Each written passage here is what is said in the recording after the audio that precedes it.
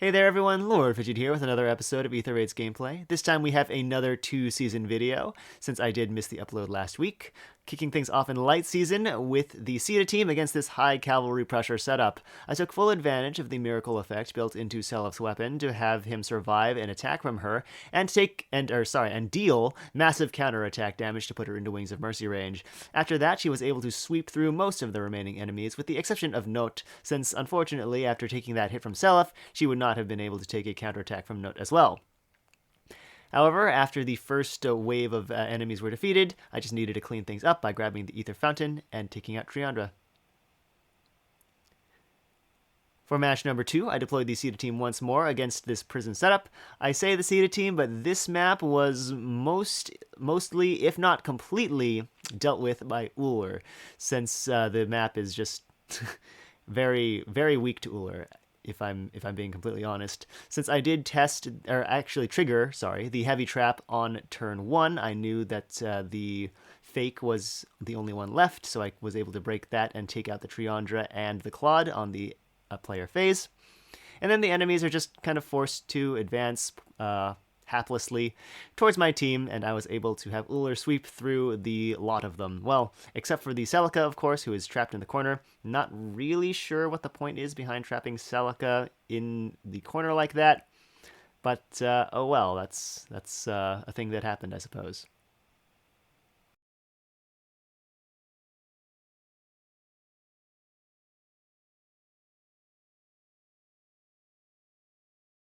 For match number 3, I deployed the final Bossy Dune team against this map. It's a pretty odd combination of space pressure and prison. You don't see that combination every day, but I think that is the most apt description. I broke the cavalry school on the right-hand side of the map because the Lysithea has ARD attack speed 4. I thought destroying 2 structures would be enough to prevent her from getting the strikes twice effect on her weapon when she attacked. The strategy here, of course, is to break the Dark Shrine, and then she is the only unit who can target the space to the right of the defense fortress. Unfortunately, the destruction of 2 structures was actually not enough to prevent her from getting the strikes twice effect, so I probably could have just done a turn 1 or 2 initiation instead, and not even bothered with breaking the cavalry school, but oh well. Idun was bulky enough that she was able to just eat the attacks from Lysithea, not super well. She obviously got below half HP, but fortunately she didn't die. And here is just cleanup time. Idun was able to survive Corrin due to raw stats and triangle advantage. And now it seems like I'm in a bit of an awkward position here, since I'm so far away from the Ether Amphore, but the warp power of Tana comes in absolutely huge here. I was able to get Peony up into a position where she could grab the Ether Amphore with a reposition from Uller, and from there I was able to use Tana's warp power even more to get my armors in position to clean up the rest of the map. For match number 4, I deployed the Caeda team against this, you could call this kind of space pressure-y. It's hard to approach this map in some ways, just with the range of the enemies and the terrain and the obstructing structures. Bit of an odd phrase to use there, but that's what I'm going with. I was able to take out the Fina and the Mikoto and then have the enemies kind of advance towards me. The Crom used to change fate on the Byleth because the Byleth from where he had moved to was technically threatened by Peony, which is, of course, exactly what I was hoping for, since I was able to take him out afterward. Now, really, the last remaining big obstacle for the map is the Edelgard, who is a Farsave variant, I believe. It's kind of awkward to have the Farsave Edelgard, 2-range optimized Edelgard, be the last big threat when both Caeda and Azura have been chipped, but fortunately, thanks to triangle advantage and just raw offensive stats, Uller was able to handle Edelgard just fine.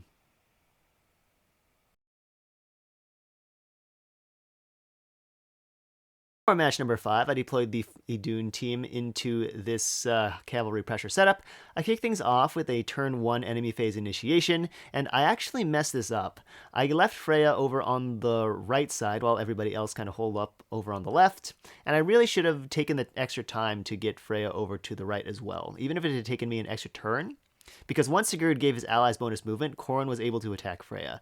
And it was very, very fortunate for me that Freya was the bonus mythic this season. Because if that had been just about anyone else, like Milla or something, Corrin would have gotten a KO there. And taking a KO on a map like this would have just been incredibly annoying.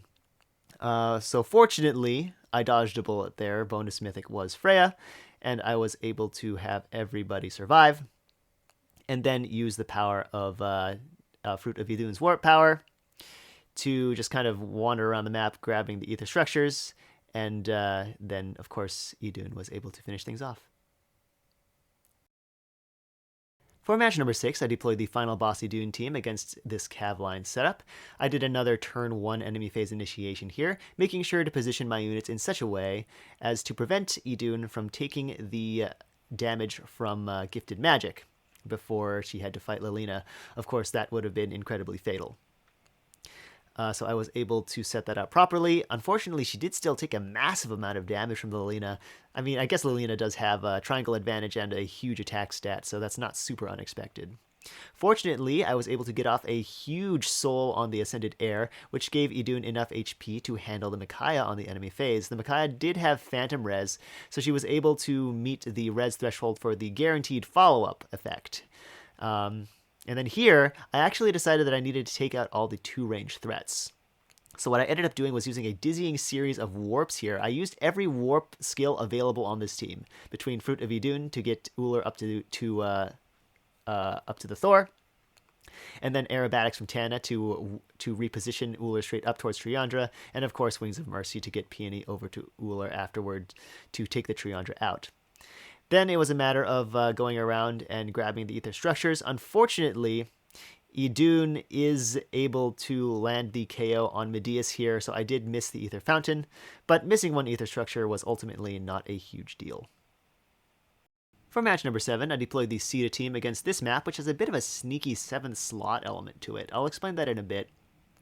I'm playing this match at normal speed because this is honestly one of my favorite Caeda team clears in recent memory, if not my absolute favorite. So we'll see that in just a bit. First, I want to talk a bit about the map itself.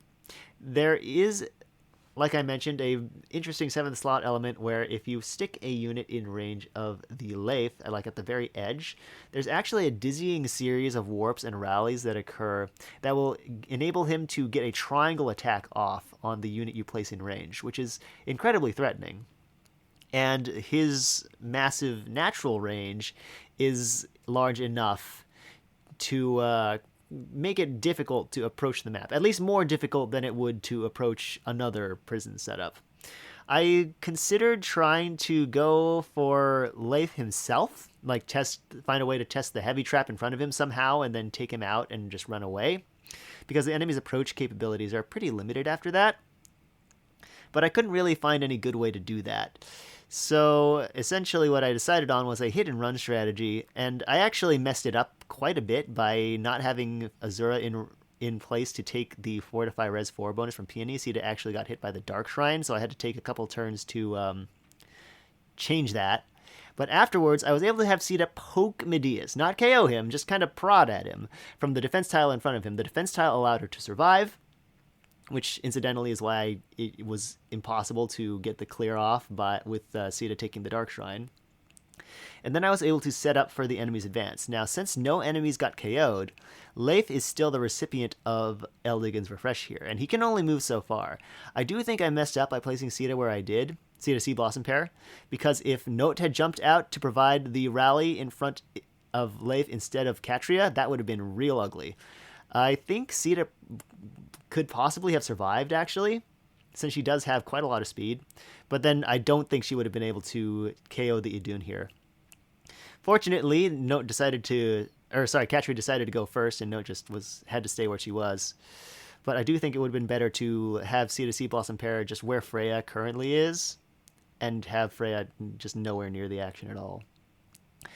After the enemies advanced, I was able to sweep them all out in a single turn, with Caeda Sea Blossom Pair able to take out the Byleth.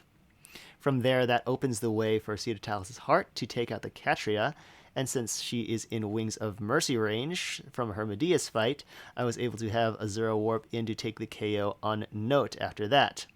From there, the sequence of actions is fairly straightforward. Just needed to use Caeda Blossom Pair's Harmonize skill to grant another action to Caeda Heart. She was able to use that to grab the Ether Amphore. And from there, Azura, who has just activated Gale Force, was able to warp to her once more to grab the Ether Fountain. And after that, Caeda Blossom Pair was able to take out the Eldigan.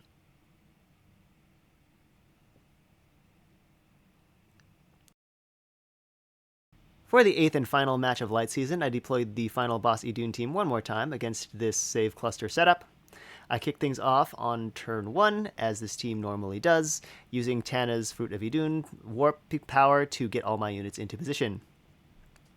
I was able to have Idun take out Dogger in 2 rounds of combat, and actually here I just kind of hit end turn expecting to get the KO on Camilla, but Camilla is incredibly bulky, much more bulky than I was giving her credit for, and she was actually able to survive, which makes things a little tricky, or at least a little more stressful. I was able to take advantage of Dedu's near save to take him out by going after the Hell. Fortunately, Idun has color advantage and armor effectiveness, and from there, Ascended Idun was actually able to survive Camilla's attacks and take her out. And now it's just cleanup. Uller is, of course, able to delete the Medeas with the power of Deadeye, and then I just needed to get Ascended Idun in range of Hector, and she was able to take him out on the enemy phase. And now we move over into Astra Season, kicking things off with the Dragon Wagon against this, honestly, kind of prison-y setup.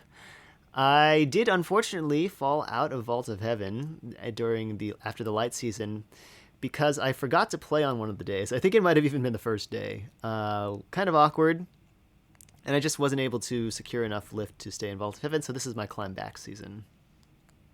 Pretty straightforward stuff here. Unfortunately, the Moosebell's Fatal Smoke made it so that I was unable to get any healing from my dragon's specials, and also kind of threw me for a loop there with, what could I heal my Sothis with Elamine? Fatal Smoke. Duh. And then, of course, the Kempf, also very annoying. He was able to get his Venom Sword off, or is it Venom Edge? I forget what the actual name of the sword is. But it prevented my units from KOing the Duo Peony for a bit, which was annoying, but ultimately not a huge deal. I was able to kind of delay the combat with Mirabilis for a little bit, so I could grab the Ether Structures, and afterward I had Idun finish the job. For match number 2, I deployed the Edelgard Gale Force team against this map. I'm not really sure what to call this map. I guess you could call it kind of space pressure-y. I just went all in on the first enemy phase, having Edelgard run through most of the enemies and just tank hits from both Henriette and Leith on that first enemy phase there. And from there, it was incredibly easy to just clean up the rest of the foes.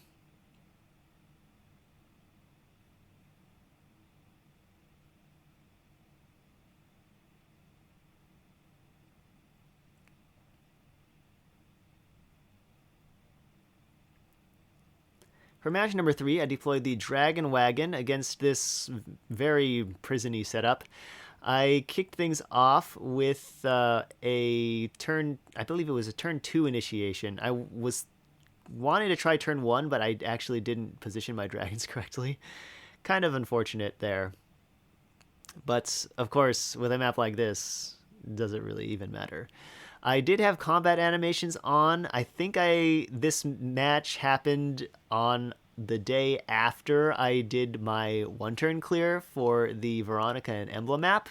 And of course, I turned combat animations on for that. And I guess a lot of the time, actually, this isn't unique to this one instance. A lot of the time, I'll just forget to turn the combat animations back off.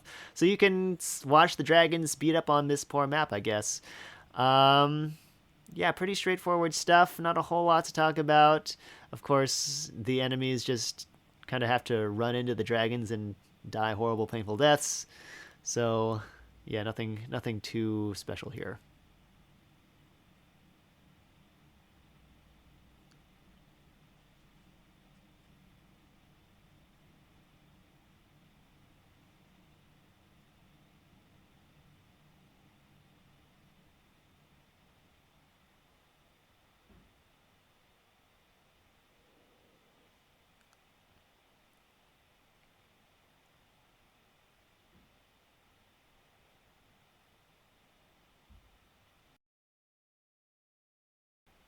For match number 4, I deploy the Dragon Wagon once more against this map that almost looks like a rematch bait map, but there are some threatening enemies here. One of them being the Happy. Fortunately, I was able to neutralize that special trigger, or sorry, special cooldown count reduction effect from her weapon with the power of false start, and of course, so this neutralizes dragon effectiveness, so that wasn't too much of a big deal. The good news here is that Nils actually doesn't have his refresh skill. I'm pretty sure he was no assist. Not sure why that was, but definitely happy that that was the case, because I honestly I underestimated this map and kind of played like it wasn't super threatening, and if the Nils had play there, I would have lost a unit, so that was kind of awkward. But fortunately he didn't, and I was able to clean things up. In match number 5, I deployed the Edelgard team against this prison setup. I used false start to stop the studied four blaze, or sorry, or is it studied four blaze that gives her Lillian a special cooldown count reduction? I think it is. But then, of course, it didn't even matter because of Hector's Osteus Pulse. Oh well. Not a huge deal. I was able to take out the Mirabilis and the Micaiah to get the enemies moving. And from there, it wasn't a huge deal to just clean up the rest of the map.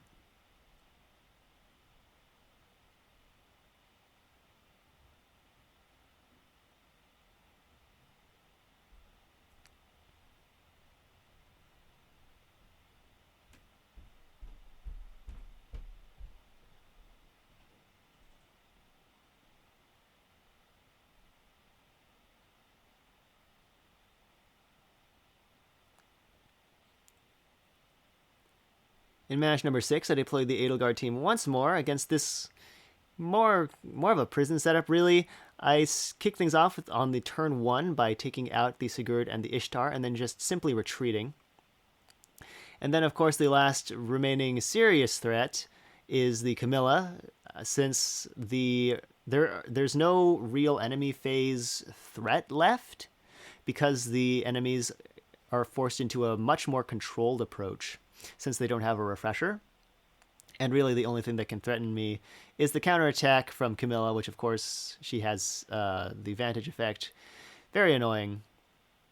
But fortunately, I was able to set things up to work around that. I believe I actually had her taken out on the enemy phase. I allowed her to attack into Naga, because Naga has is incredibly bulky. Even though she wasn't the bonus mythic here, she had enough bulk with the just natural bulk plus the Divine Fang bonuses that she just gets from her weapon, the raw stat advantage from being near dragon effective allies, and of course Elamine's Holy Ground giving her 20%, or sorry, 30% damage reduction on top of, I believe it's 20 or 25 that she gets from her weapon on the first hit. So that was really nice. It enabled her to take out the Camilla, and she was also able to handle the Roy after grabbing that Ether Amphore. For match number 7, I deployed the Dragon Wagon against this rather interesting, mostly beast and dragon setup. I actually underestimated this map as well. I thought Idun would be able to take out the Freyr, but she actually wasn't. He is yet another really bulky boy, and if Idun had been able to deal more damage, then I would have been in some pretty serious trouble, as the enemies would have been able to start getting at my squishy backline. As you can see, Duma had Wings of Mercy, and I'm pretty sure at least one other unit did too. I forget who it was. Might have been the Seer, actually. But fortunately, Idun was not able to deal a whole lot of damage to the Freyr. Didn't even get a special off. and that makes cleaning up the remaining enemies a whole lot easier. I just need to play around the fallen Edelgard, who is kind of blindly marching off towards the right-hand side of the map, going after, I don't know, either Elamine or Plumeria. And, of course, she doesn't have, as you can see, she doesn't have her usual armored stride. So it was not very hard to just kind of play around that. I actually did mess up. I shouldn't have moved Naga. That would have given Idun the guaranteed follow-up effect, so she could break through Edelgard's follow-up prevention. But not a big deal. I was able to take her out anyway. For match number 8, I deployed the Edelgard team one last time against this bit of a 7th slot trap, actually. We did a turn 1 initiation here with the power of Edelgard and Yuri, cleaning out the enemies on the right-hand side, and making it so that Tethys would be forced to start the enemy phase by attacking Edelgard. She attacks from her current position, which prevents Arval from getting an attack in of his own. So that was a pretty interesting weakness to exploit there, I thought. And then, of course, I was able to grab the ether structures, and Naga was able to take out the leaf to finish things off. And that is it. I hope you all enjoyed this episode of Ether Raid's gameplay. I would like to get back to a once-a-week upload schedule rather than once every 2 weeks or whatever the heck it is eventually going to become. But I don't know. I'm definitely not the same Heroes player as I was before I went on that extended hiatus earlier this year. I don't know if you've been able to tell, but I'm actually playing and planning a whole lot more sloppily than I used to be, which is quite unfortunate. I was happy that the Caeda team got more play this past light season, since in the previous light season they basically just got completely shut out by the comps I was facing, so definitely glad they've not just been rendered completely irrelevant. I would really like to get a video out next week for the ongoing light season, the first season that Embla is available, which has been all kinds of interesting, so do look out for that, and as always, thank you all so much for watching, and I will catch you next time.